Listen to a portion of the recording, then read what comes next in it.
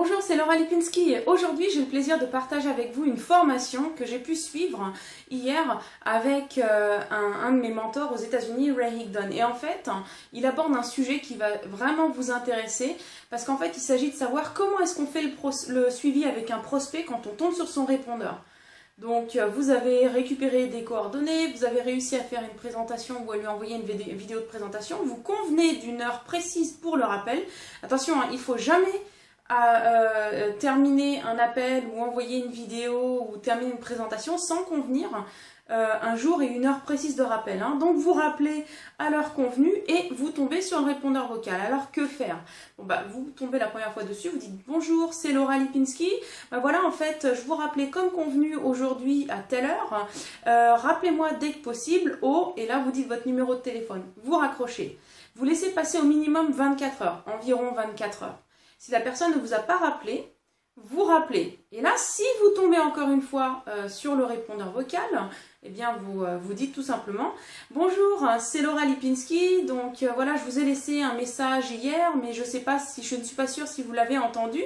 Donc rappelez-moi dès que possible, rappelez-moi dès que vous avez du temps, et là vous laissez votre numéro de téléphone. » Maintenant, vous allez laisser au minimum 48 heures au prospect pour vous rappeler. Si au bout de 48 heures, la personne ne vous a pas rappelé, vous rappelez une troisième et dernière fois. Et là, vous dites « Bonjour, c'est Laura Lipinski, donc voilà, je vous ai déjà laissé 2 messages. Donc je suppose que ce dont nous avions parlé ensemble ne vous intéresse pas, ne vous convient pas. Je le comprends tout à fait et je ne vous rappellerai pas, je vais vous effacer de la liste. Je vous souhaite tout bon et au revoir. Voilà. Vous raccrochez et vous ne rappelez plus. Alors je ne vais pas dire dans 100% des cas parce que c'est pas vrai, mais avec ce troisième message, parce que les gens en fait n'aiment pas quand on leur donne l'impression ça y est, je vous ai rayé de ma liste, je vous ai oublié, c'est fini quoi. Les gens n'aiment pas en fait avoir ce sentiment-là. Qu'on les raye de la liste ou qu'ils ont donné en fait l'impression qu'ils n'étaient pas professionnels, qu'ils n'étaient pas sérieux. Et très très souvent, vous allez avoir des rappels de personnes qui vont vous donner des excuses, qui vont s'excuser, qui vont bredouiller. Vous allez voir, vous allez vraiment augmenter vos chances de rappel avec ce troisième script.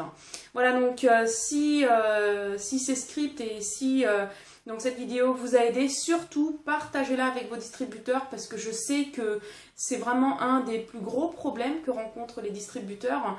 Faire le suivi du prospect, savoir comment faire et encore pire quand il s'agit donc de savoir ce qu'il faut dire sur les répondeurs, est-ce qu'il faut rappeler la personne ou pas. Donc partagez, n'hésitez pas à cliquer j'aime et puis si vous avez des commentaires à faire, laissez vos commentaires en dessous de la vidéo.